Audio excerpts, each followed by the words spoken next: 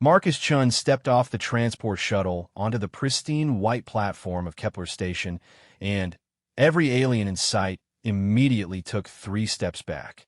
The human cadet stood 6 feet tall, his muscles coiled beneath the standard Academy uniform. But it wasn't his size that made the other species nervous. It was the way he moved, like a predator constantly scanning for threats, even in the supposedly safe environment of the galaxy's most prestigious military academy.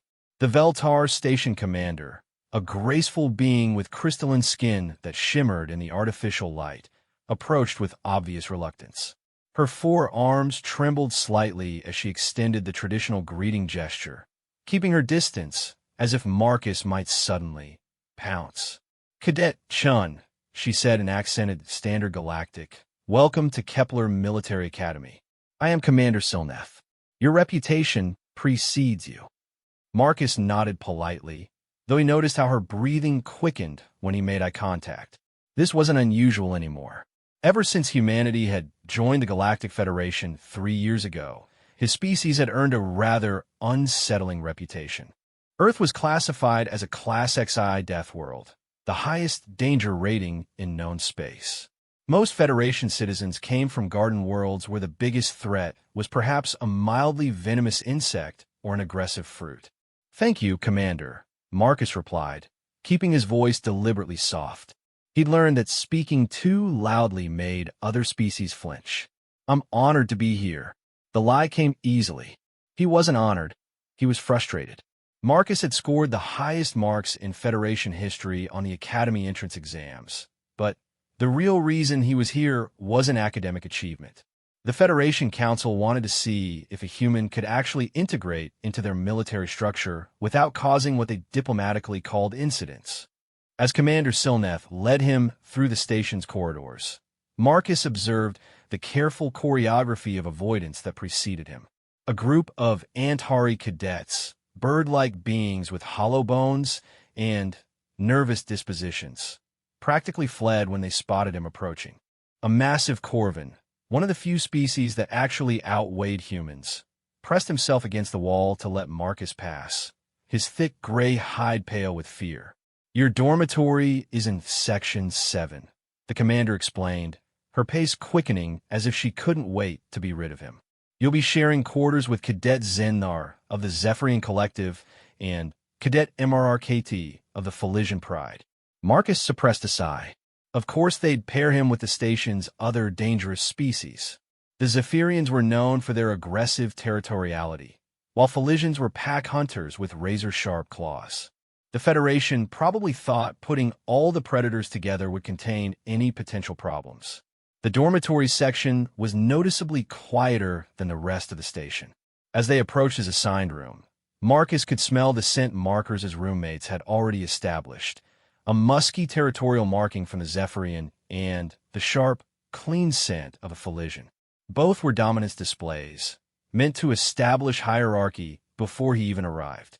Commander Silneth stopped at the door, clearly unwilling to enter a room containing 3 apex predators. "Your schedule is loaded on the room's interface.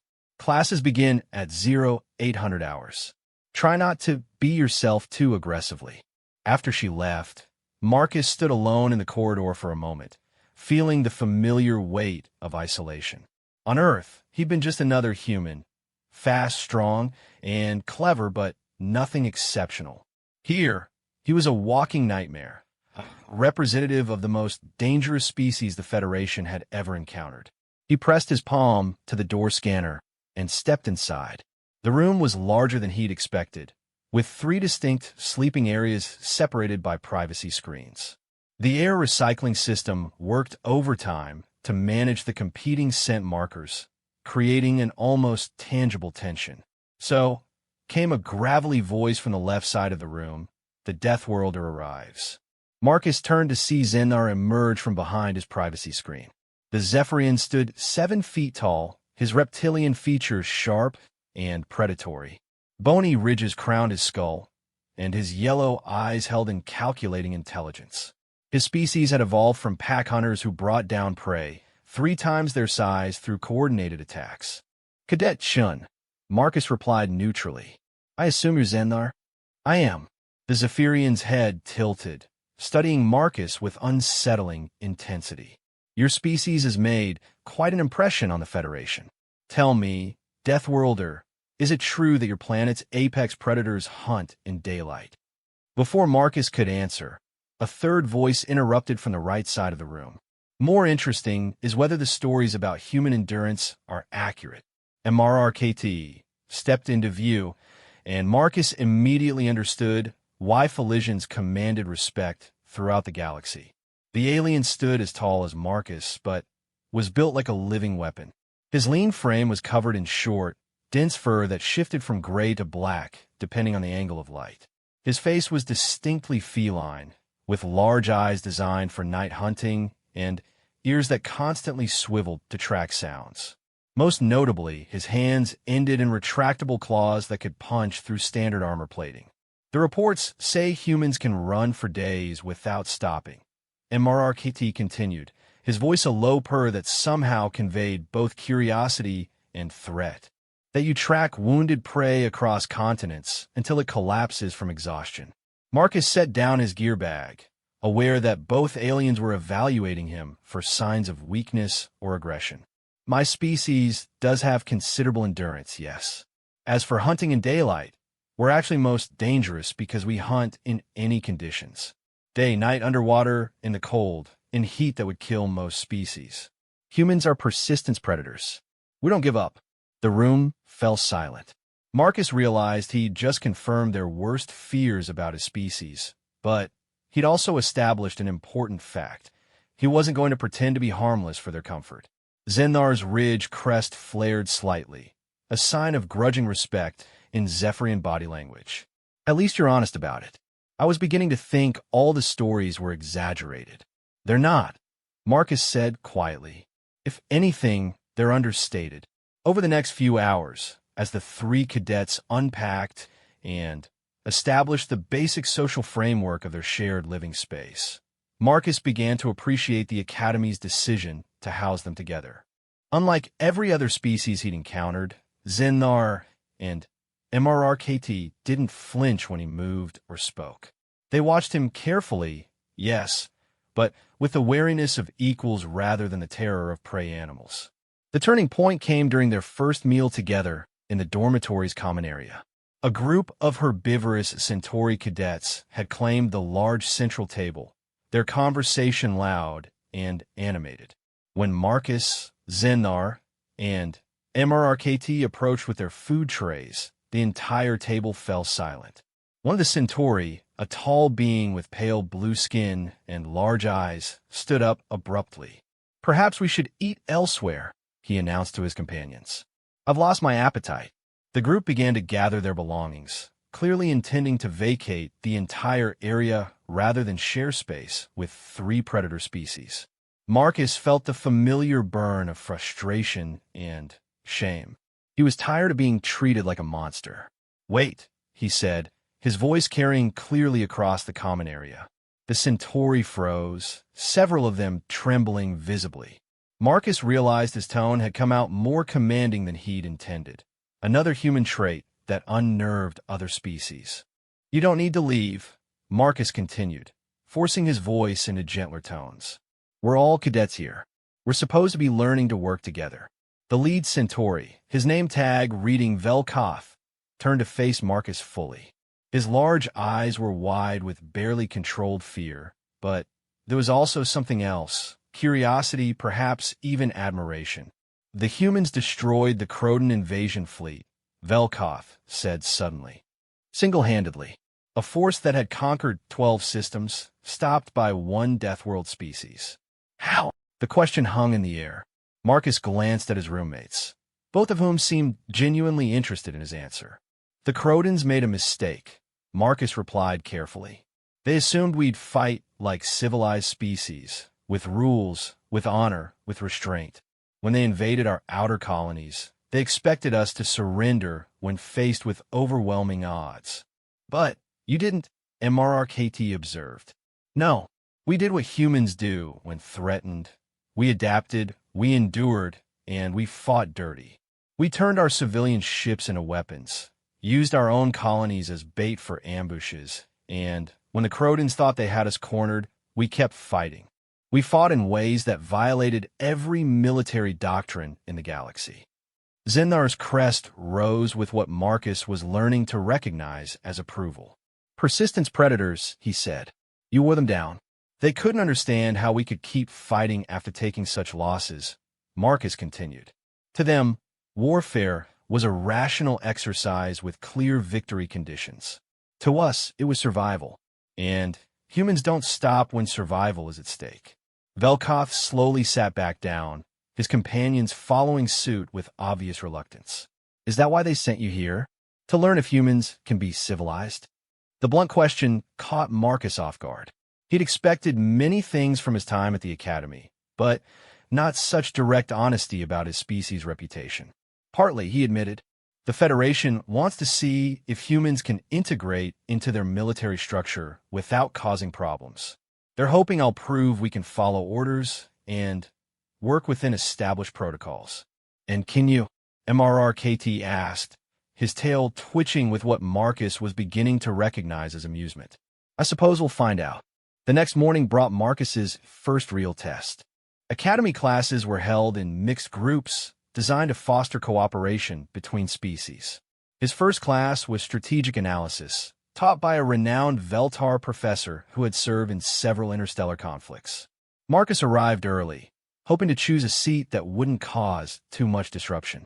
The classroom was arranged in a circular amphitheater, with tiered seating that allowed all students to see both the professor and each other.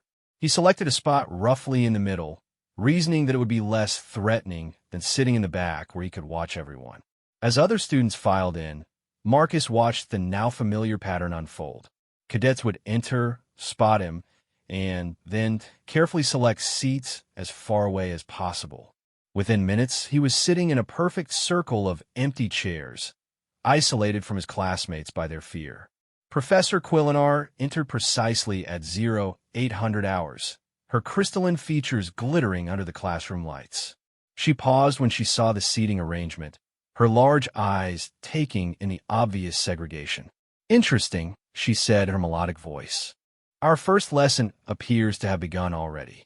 She activated the room's holographic display system, which projected a three-dimensional star map above the students' heads. Dozens of systems appeared connected by trade routes and military patrol paths. Today we will examine the Corvani border conflict, Professor Quillinar announced. A seemingly minor territorial dispute that escalated into a 3-year war involving 11 species. Who can tell me why this conflict was so difficult to resolve? Several hands rose immediately. The professor selected a Draknari cadet, a reptilian species known for their analytical thinking. The conflict involved too many competing interests, the student replied. Each species had different territorial needs and military doctrines. Coordination was impossible. A reasonable answer, the professor acknowledged, but incomplete. The real problem was that each species approached warfare from their evolutionary perspective. The Corvani are herd animals. They fight in large groups, seeking to overwhelm opponents through numbers. The Selthari are persistent hunters. They prefer long campaigns of attrition. The Veltar favor swift, surgical strikes that minimize casualties. She gestured to the holographic display, which began showing fleet movements throughout the conflict. None of these approaches are wrong, she continued, but they're incompatible. The alliance fell apart because no one could agree on basic tactical principles. Marcus found himself studying the displayed battle patterns with growing interest. The professor was right. Each species was fighting according to their evolutionary programming. But she was missing something important. The problem wasn't just incompatible tactics, he said without thinking. The entire classroom turned to stare at him. Professor Quillinar's eyes widened slightly, but she maintained her composure. Please elaborate, Cadet Chun. Marcus realized he was now the center of attention for 30 frightened aliens. But the tactical puzzle was too interesting to ignore. Each species was fighting to win, he said, standing up so everyone could hear him clearly. But They were defining victory differently. The Corvani wanted to drive the enemy away. The Selthri wanted to wear them down until they surrendered. The Veltar wanted to eliminate threats with minimal collateral damage. He paused, studying the holographic battle display. The Alliance lost because they never agreed on what victory looked like. Without a common goal, cooperation was impossible. Professor Quillenar's expression shifted from wariness to genuine interest. And how would you have resolved this problem? Marcus considered the question carefully. This was exactly the kind of scenario where his human perspective could either prove his species' value or confirm their fears. First, I'd establish a unified command structure with absolute authority over all Alliance forces. No committee decisions, no competing agendas. One leader, one strategy. Several students shifted uncomfortably at the suggestion of absolute authority. Democratic consensus was the Federation standard for military operations. Second, Marcus continued, I'd assign each species roles that matched their evolutionary strengths. Use the Corvani for frontal assaults, the Selthri for long-range harassment, the Veltar for precision strikes. Don't try to make them all fight the same way. And third, the professor prompted. Third, I define victory in terms that every species could understand and accept. Not just military victory, but the specific conditions that would end the conflict in a way that served everyone's interests. The classroom remained silent as students absorbed his analysis. Marcus realized he just outlined a military doctrine that was fundamentally different from Federation standards, more centralized, more pragmatic, and potentially more effective. Your approach assumes that military effectiveness is more important than democratic principles, observed a Centauri cadet from across the room. In wartime, yes, Marcus replied without hesitation. Democracy is a luxury that gets people killed when you're fighting for survival. The blunt statement sent a ripple of unease through the classroom. Professor Quillenar stepped in before the discussion could escalate. Thank you, Cadet Shin. Your perspective is illuminating. Perhaps we should examine how these principles applied in the conflict's resolution. The rest of the class proceeded normally, but Marcus was aware of the changed atmosphere. His classmates were no longer just afraid of him. They were thinking about what he'd said. Some looked intrigued, others disturbed, but none were ignoring him.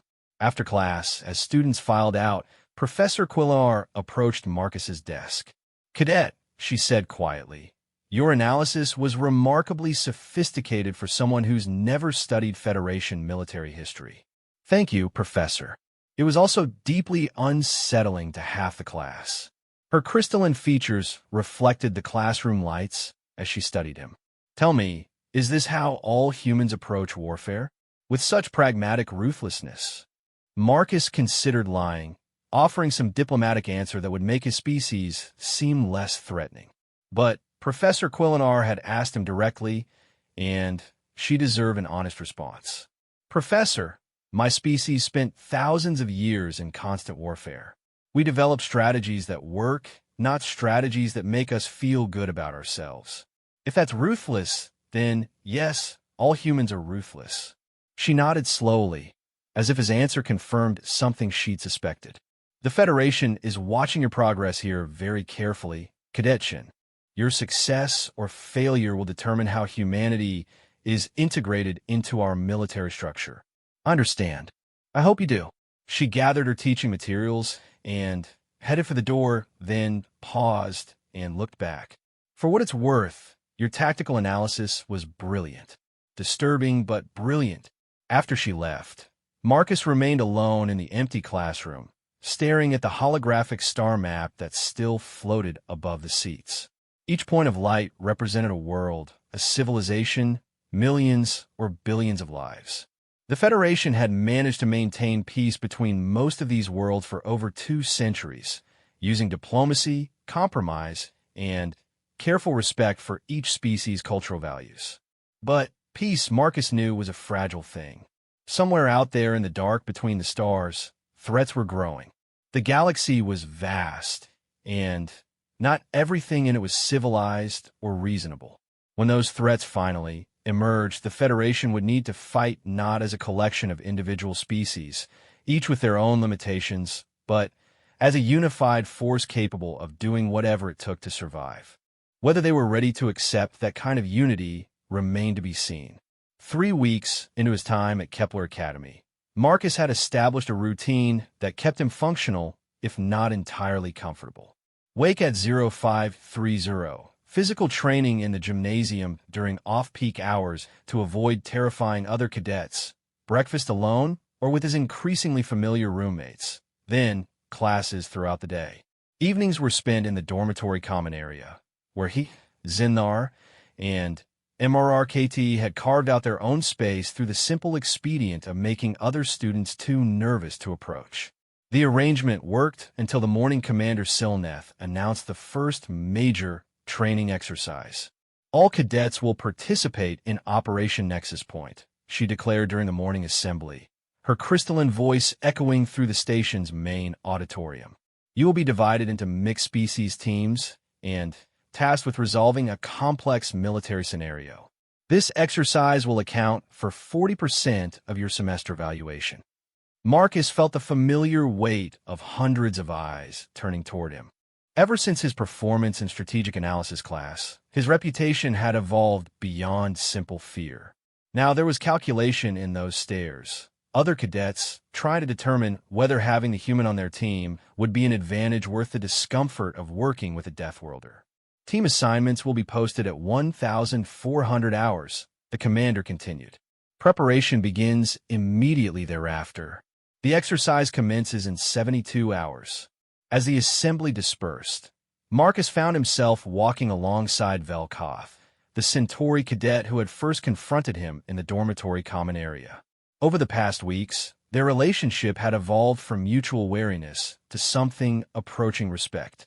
Nervous about the team assignments? Velkoth asked, his large eyes studying Marcus with characteristic Centauri directness. Should I be? The exercise scenarios are typically designed to test cooperation under stress. Mixed-species teams often struggle with conflicting approaches to problem-solving.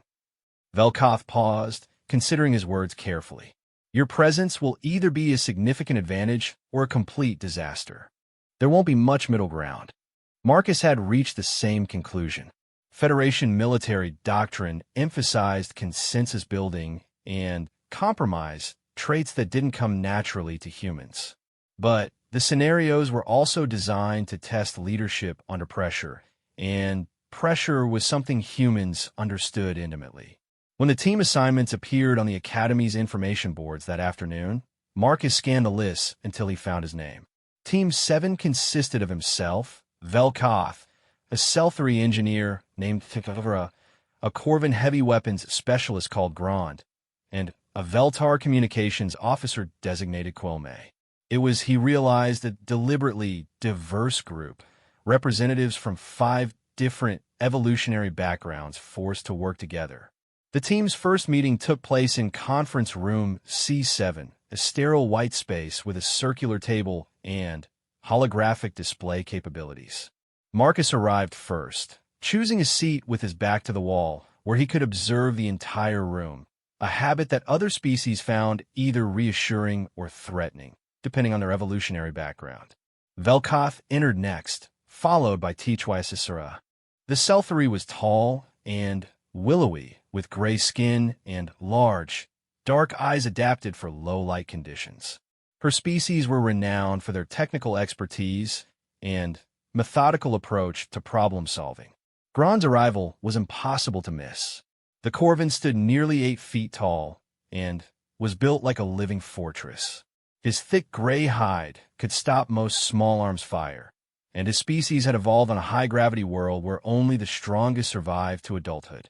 Despite his intimidating appearance, Grand moved with surprising grace and spoke in a surprisingly gentle voice. Quilme, the Veltar communications officer, was the last to arrive.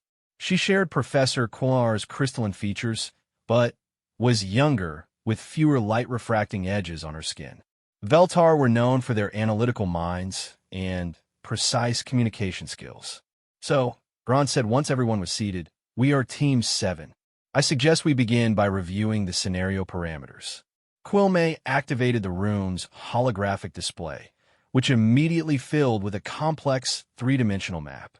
The scenario involved a disputed star system with 3 inhabited worlds, various asteroid mining operations, and a network of space stations connected by regular trade routes. The situation, Quilme explained in her melodic voice, involves the breakdown of a long-standing peace treaty between the hegemony of Karis and the Terran Colonial Alliance. Marcus raised an eyebrow at the name, but said nothing. The scenario was clearly designed to test how Federation cadets would handle a conflict involving his own species.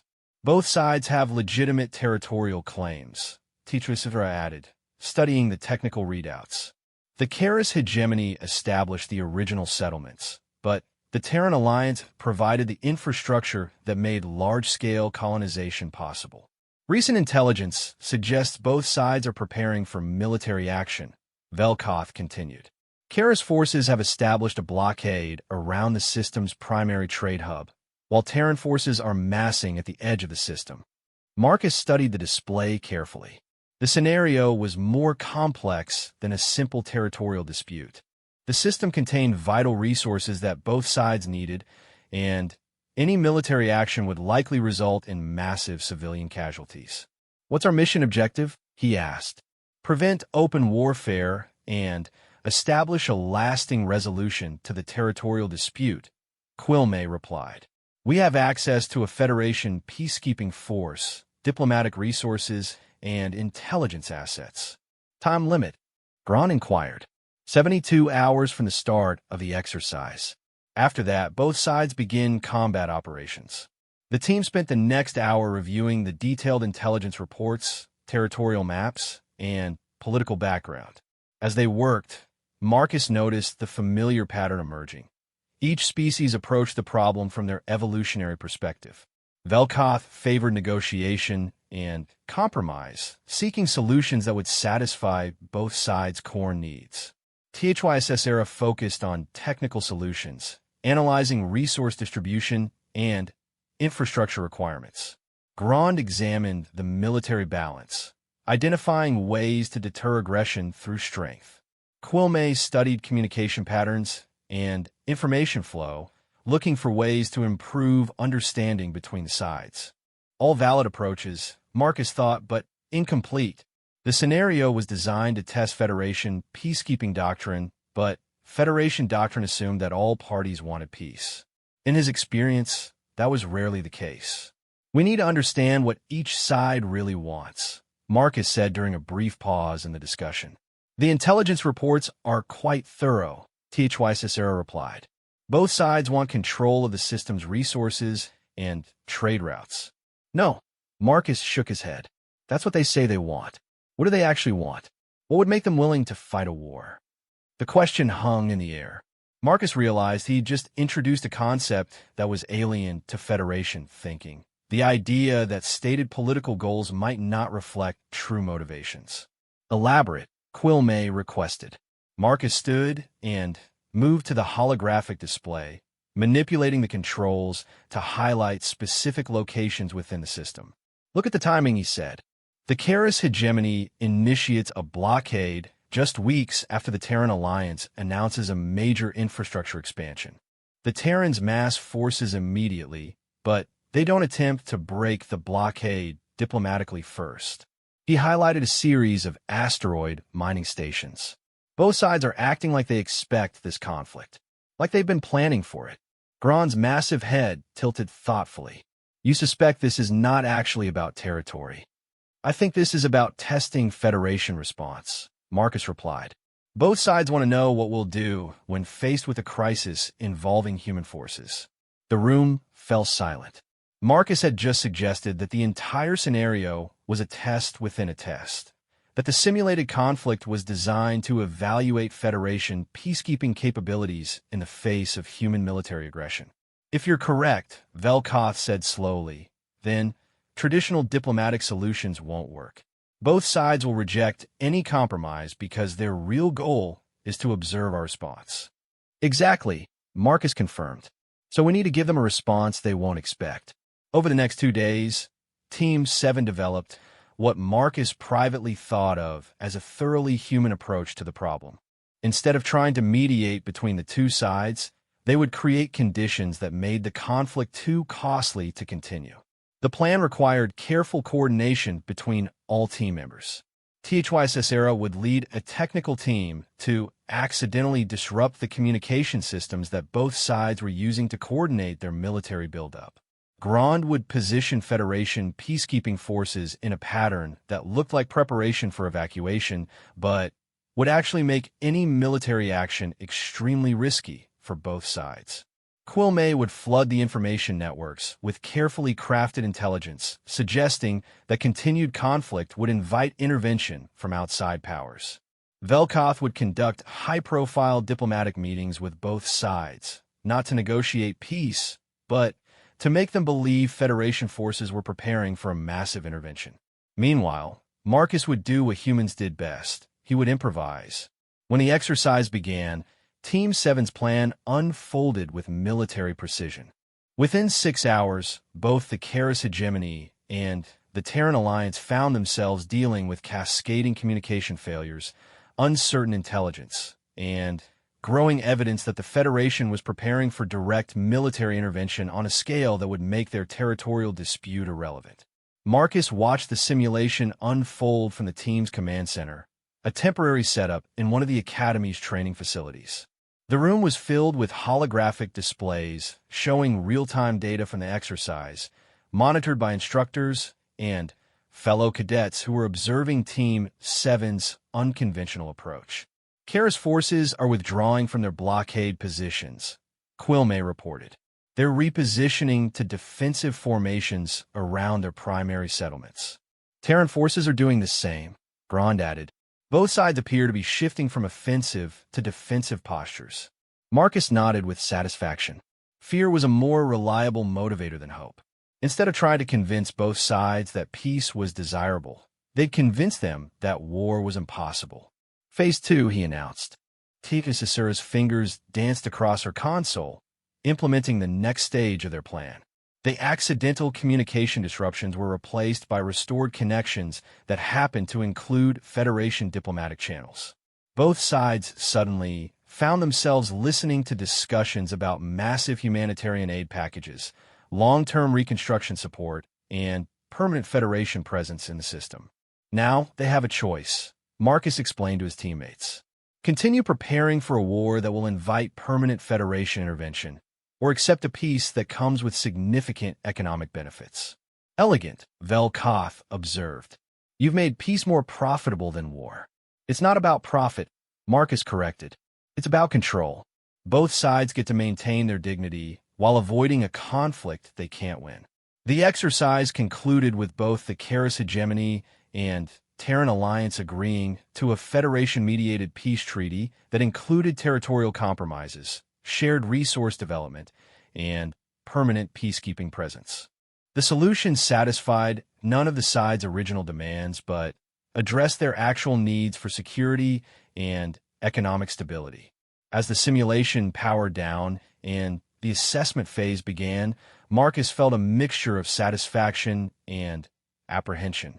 Team 7 had achieved their objectives, but they'd done so using methods that violated several core Federation principles.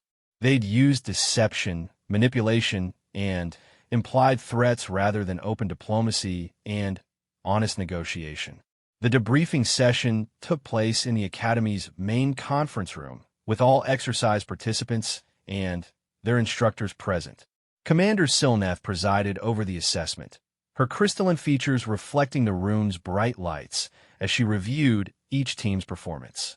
Team 7, she announced when their turn came, achieved complete success in preventing military conflict and establishing a lasting peace agreement. A murmur of approval rippled through the room. Several other teams had failed to prevent the outbreak of hostilities, and none had achieved such a comprehensive resolution. However, the commander continued, their methods raise significant concerns about adherence to Federation principles and peacekeeping doctrine. The murmur shifted to uncertainty. Marcus felt the familiar weight of scrutiny as attention focused on him and his teammates. Team 7, Commander Silneth continued, used deception, manipulation, and implied threats to achieve their objectives. While effective, these methods violate core Federation values of honest communication and voluntary cooperation. Professor Quillinar stood to address the assembly. Commander, if I may offer a perspective on Team 7's approach. She received permission and moved to the front of the room, her movements graceful and deliberate. The exercise scenario was designed to test our ability to resolve conflicts through traditional Federation methods. She began. Team 7 recognized that traditional methods would fail and adapted accordingly. She activated the room's display system, showing a breakdown of Team 7's strategic approach. Their solution addressed the underlying causes of the conflict rather than its surface symptoms. Instead of mediating between stated positions, they identified actual motivations and created conditions where continued conflict became counterproductive. Marcus watched as Professor Quillinar outlined their strategy in clinical detail. When viewed objectively, their approach seemed less like manipulation and more like sophisticated problem-solving. The question, Professor Quillinar concluded, is whether the Federation is prepared to adopt more pragmatic approaches to peacekeeping, or whether we prefer to maintain our principles even when they prove ineffective.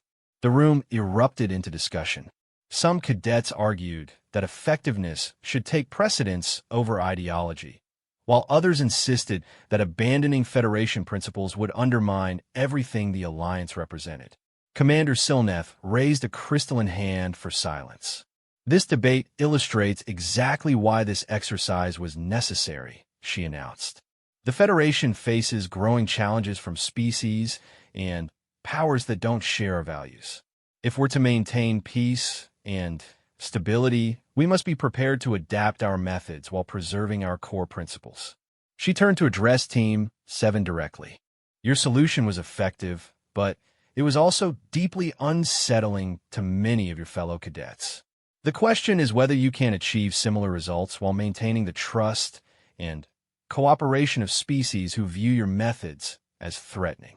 Marcus stood to respond, aware that his answer might determine not just his own future, but potentially his species' integration into the Federation. Commander, he said, humans understand that war is sometimes necessary, but peace is always preferable. We're willing to do whatever it takes to preserve peace, even if our methods make others uncomfortable. And if those methods cause other species to fear human intentions? She asked. Marcus considered the question carefully. It was the central dilemma of his species' relationship with the Federation, how to demonstrate their value without confirming their reputation as dangerous unpredictables. Then, we'll have to prove that we can be trusted with that power, he replied. Fear is only dangerous when it's directed against you. When it's working for you, it's just another tool for maintaining peace. The room fell silent. Marcus had just articulated something that every species understood, but few were willing to acknowledge, that effective peacekeeping sometimes required the threat of overwhelming force. Commander Silneth studied him for a long moment, her crystalline features unreadable. Report to my office at 0800 tomorrow, Cadet Chun, she said finally. We have much to discuss regarding your future at this academy. As the debriefing concluded and cadets began filing out, Marcus remained in his seat, uncertain whether he'd just advanced his mission or destroyed it. Around him, his teammates offered quiet words of support, but he could feel the weight of hundreds of eyes evaluating him, measuring him, try to determine whether the human cadet was an asset or a threat to Federation stability. The answer to that question, Marcus realized, might depend on whether the Federation was ready to accept that in an increasingly dangerous galaxy, sometimes the most effective peacekeepers were those who understood war intimately enough to prevent it. Marcus stood outside Commander Silneth's office at exactly 0800 hours, his academy uniform crisp and regulation perfect. Through the transparent aluminum door, he could see the commander reviewing reports on her holographic display, her crystalline features reflecting data streams in patterns of shifting light. This meeting would determine whether his experiment in Human Federation integration had succeeded or failed catastrophically. The door chimed his arrival and slid open with a soft hiss. Enter, Cadet Shun. Commander Silneth's office reflected Veltar aesthetic sensibilities, clean lines, organic curves, and surfaces that caught and refracted light in pleasing patterns. The space felt more like a meditation chamber than a military command center, which Marcus suspected was intentional. Veltar culture emphasized harmony and balance, concepts that had served them well during their centuries of Federation leadership. Please sit. The commander gestured to a chair positioned across from her desk. Marcus settled into the seat, noting how its design automatically adjusted to accommodate his human physiology. Even in something as simple as furniture, the Federation demonstrated its commitment to inclusivity and accommodation for different species' needs. Your performance in the Nexus Point exercise has generated considerable discussion among the Academy's senior staff. Commander Silneth began, her voice carefully neutral. Your methods were effective, but they've also raised questions about human compatibility with Federation military doctrine. I understand, Commander. Do you? She leaned forward slightly, her large eyes studying his face. Cadet Shun, in the 3 months since humanity joined the Federation, your species has already acquired a reputation that concerns many member worlds. The incident with the Croton fleet, while undeniably effective, demonstrated military capabilities that make other species deeply uncomfortable. Marcus had heard this concern before, but never stated so directly by someone in authority. The Federation's member species had spent centuries developing military doctrines based on minimal necessary force and proportional response. Humans, bred by millennia of warfare against everything from rival tribes to apex predators, had a more pragmatic approach to conflict resolution. The Crotons were invading Federation territory. Marcus replied carefully. Our response was proportional to the threat they represented. Was it? Commander Silneth activated her holographic display, showing tactical recordings from the Croton conflict. 3 human ships, using improvised weapons and unorthodox tactics, destroyed an invasion fleet of 47 vessels. The engagement lasted less than 6 hours. The recordings played in slow motion, showing human vessels moving in patterns that violated every established principle of space combat. Instead of maintaining formation and following standard engagement protocols, the human ships had acted like pack hunters, isolating individual enemy vessels and overwhelming them with concentrated firepower before moving on to the next target. Your species doesn't fight like a civilized military force, the commander continued. You fight like predators.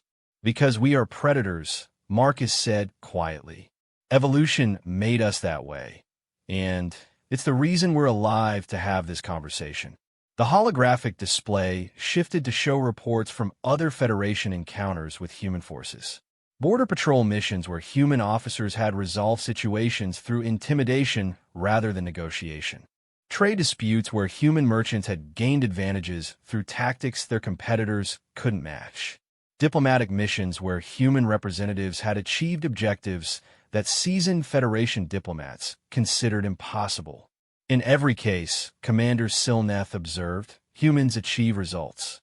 But they achieve them in ways that make other species question whether humanity can be trusted with Federation responsibilities. Marcus watched the reports with growing understanding. The Federation wasn't questioning human effectiveness. They were questioning human restraint. Every member species had a trust that their allies would use power responsibly, and humans had given them little evidence of such restraint. What would you like me to do differently, Commander? That, she said, deactivating the display, is exactly what we're here to discuss. Commander Silneth stood and moved to the office's observation window, which offered a panoramic view of Kepler Station's docking bays. Dozens of ships from across Federation space were visible, their varied designs reflecting the diverse species that comprise the Galactic Alliance. The Federation Council has been debating humanity's military integration for weeks, she said, watching a Centauri transport dock with practiced precision. Some members believe humans should be restricted to support roles, where their aggressive tendencies can be contained. Others argue that your species' military effectiveness makes you too valuable to constrain. And what do you believe, Commander? She turned back to face him, her crystalline features reflecting the station's external lights. I believe that the galaxy is changing in ways the Federation isn't prepared to address. We've maintained peace through diplomacy and compromise for over 2 centuries, but those methods assume that all parties want peaceful solutions. Marcus nodded, understanding where this conversation was heading. There are forces emerging beyond Federation space that don't share our values, the commander continued. Species that view our commitment to peaceful resolution as weakness to be exploited. Intelligence reports suggest that several aggressive powers are testing our borders, probing for vulnerabilities. She returned to her desk and activated a secure display that required both her biometric authorization and a command code. The hologram that appeared showed a tactical map of Federation space, with red indicators marking recent incidents along the border regions. 17 separate incidents in the past 6 months, she explained. Raids on remote colonies, attacks on merchant vessels, probe missions into Federation territory. Different species, different tactics, but all testing our response capabilities. Marcus studied the pattern of incidents. The attacks were too coordinated to be random, and they seemed designed to provoke escalating responses for Federation forces. They're learning how we fight, he realized. Each incident gathers intelligence on our tactics and response times. Precisely. And our standard response protocols are giving them exactly the information they need to plan more effective attacks. The commander gestured to one particular incident marker. 3 weeks ago, raiders attacked a research station in the Epsilon sector. Federation peacekeeping forces responded according to established doctrine. Measured response, minimum necessary force, attempt to minimize casualties on both sides. And the raiders escaped with valuable research data and detailed intelligence on our response procedures. They now know exactly how long it takes us to deploy forces, what our rules of engagement require, and how to exploit our commitment to minimizing collateral damage. Marcus felt a familiar chill of recognition. This was how predators operated. They studied their prey's patterns and behaviors, looking for weaknesses to exploit. The Federation's predictable responses had become a tactical liability. You want humans to provide unpredictability, he said. We want humans to provide effectiveness, the commander corrected. The Federation needs military options that don't follow established patterns, commanders who can adapt to unexpected situations, and forces that potential enemies can't easily predict or counter. She deactivated the secure display and returned to her standard reports. Your performance in a Nexus Point exercise demonstrated exactly those capabilities. Team 7 achieved objectives that other teams considered impossible, using methods that surprised both instructors and fellow cadets. But at the cost of making other species uncomfortable with human methods. Yes, she acknowledged. Which brings us to the real challenge of human integration. Commander Silneth activated another display, this one showing Academy performance records for the past semester. Marcus's scores were highlighted in comparison to his classmates. Academically, you've excelled in every category. Tactically, you consistently identify solutions that others miss. Strategically, you demonstrate understanding of multi-species cooperation that exceeds many cadets with years of Federation education. The display shifted to show peer evaluations and instructor assessments. However, your interpersonal ratings tell a different story. 73% of your classmates describe you as intimidating. 46% consider you unpredictable, and 18% actively fear you. Marcus had expected those numbers to be higher. The fact that over half his classmates were merely intimidated rather than terrified represented progress of sort. The question, Commander Silneth continued, is whether you can maintain your tactical effectiveness while building the trust necessary for successful military cooperation. What do you suggest, Commander? She studied him for a long moment, her expression thoughtful. The Academy is implementing a new program designed specifically to address the challenges of human integration. You would serve as team leader for a mixed species unit, with full authority over tactical decisions, but also full responsibility for maintaining unit cohesion. Marcus felt both excitement and apprehension. A leadership position would give him the opportunity to prove human capabilities, but it would also put him under intense scrutiny from both his superiors and subordinates. The assignment would involve real missions, the commander continued. Border patrol, colony security, response to various incidents that require military intervention. Not simulations or exercises, actual operations where mistakes have real consequences. And my team? Volunteers from the current cadet class, plus several experienced officers who've requested assignment to the program. She activated another display showing personnel files. Interestingly, several of your Nexus Point teammates have volunteered, along with cadets from species that have historically been reluctant to work with humans. Marcus recognized several names and faces from his classes and dormitory experiences. The fact that any cadets were volunteering to work under human command was unexpected and encouraging. There is one additional element, Commander Silneth said, her tone becoming more serious. This program is being closely monitored by the Federation Council. Your success or failure will influence policy decisions about human military integration for years to come. No pressure, Marcus said with dry humor. Considerable pressure, the commander replied, missing or ignoring his attempt at levity. If you succeed, humans will be fully integrated into Federation military structure with access to command positions and advanced tactical roles. If you fail, humans get restricted to support roles indefinitely. At best. At worst, the Council might decide that humans are too dangerous to trust with military responsibilities at all. Marcus absorbed this information silently.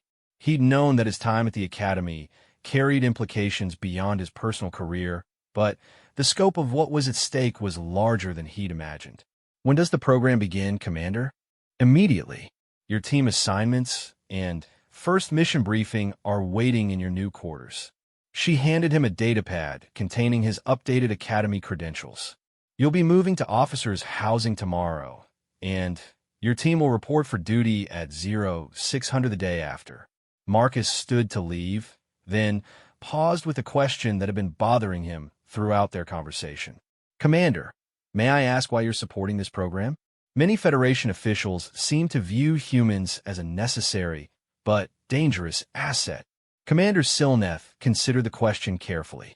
Because, Cadet Chun, I've studied military history extensively, and history shows that civilizations survive not by avoiding danger, but by learning to control and direct it effectively. She gestured toward the observation window, where ships from dozens of species continued their peaceful commerce. The Federation has achieved remarkable stability through cooperation and compromise. But stability can become stagnation if it prevents adaptation to new threats. Her crystalline features reflected the station's lights as she looked directly at Marcus. Your species represents something the Federation has never had to integrate before. Allies who are genuinely formidable in ways that make others uncomfortable. If we can learn to harness human capabilities while maintaining the trust of our member species, we'll be stronger than ever before. And if we can't, then we'll face future threats with the same methods that have worked for 2 centuries, and hope they continue to be sufficient. Marcus understood the unspoken implication. The commander believed that traditional Federation methods wouldn't be adequate for future challenges, and that human military capabilities might be necessary for galactic security. I won't disappoint you, Commander. See that you don't, Lieutenant Chun. The promotion caught Marcus off guard. He looked down at the datapad, where his new rank and assignment were clearly displayed. Lieutenant Marcus Chun, commanding officer of the 1st Integrated Response Unit. Your first mission briefing is in 6 hours, Commander Silneth said as he reached the door. I suggest you use that time to review your team's files and prepare for a challenging assignment. Marcus paused at the threshold. Commander, what exactly makes this assignment challenging? Her expression became unreadable in the way that Marcus had learned men of Veltar was about to deliver unwelcome news. Pirates have been raiding shipping in the Outer Rim sectors. 3 separate incidents in the past month, each more sophisticated than the last. The raiders appear to have detailed intelligence on Federation patrol schedules and response protocols. Inside information? Possibly. Or they're simply better at intelligence gathering than we've given them credit for. She activated a final display showing attack patterns and stolen cargo manifests. Your unit's mission is to investigate the raids and, if possible, apprehend the perpetrators. Marcus studied the data with growing concern. The raid patterns showed tactical sophistication that suggested military-grade planning and execution. This wasn't random piracy.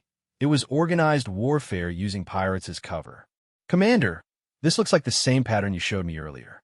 Someone is testing Federation responses while gathering valuable intelligence. That's our concern as well, she confirmed, which is why we need a response that doesn't follow predictable patterns. Understood. We'll handle it. As Marcus left Commander Silneth's office, he felt the weight of responsibility settling on his shoulders. His team would include species that had never worked under human command, facing an enemy that had already proven capable of outmaneuvering standard Federation tactics. Success would validate human integration into the galactic military. Failure would doom his species to permanent second-class status in the Federation. But as he walked through Kepler Station's corridors, Marcus noticed something that hadn't been there before. Other cadets still watched him with wariness, but now there was something else in their expressions: speculation, evaluation, and in some cases, what might have been respect. Word of his promotion and new assignment had already spread through the Academy's informal networks. For the first time since arriving at Kepler Station, Marcus wasn't just the dangerous human that everyone avoided. He was an officer with a command, a mission, and the opportunity to prove that humanity could be trusted with the Federation's security. Whether he could live up to that trust remained to be seen. But as Marcus headed toward his new quarters to meet the team that would serve under his command, he felt the familiar stirring of anticipation that humans experienced when facing a worthy challenge. The galaxy was about to learn what happened when you gave a human military authority and pointed him at an enemy.